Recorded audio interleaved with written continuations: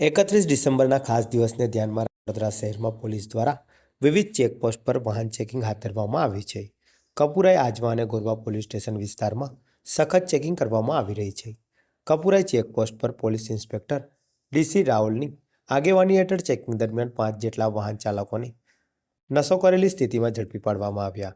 આ પગલાંથી નશાના કિસ્સાઓ સામે સખ્ત નાકાબંધી અને સલામતી સુનિશ્ચિત કરવા પોલીસે મહત્વનો પગલો ભર્યો છે.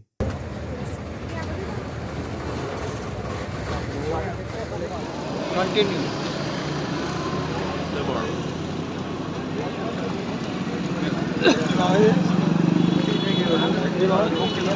Wake up, Pina.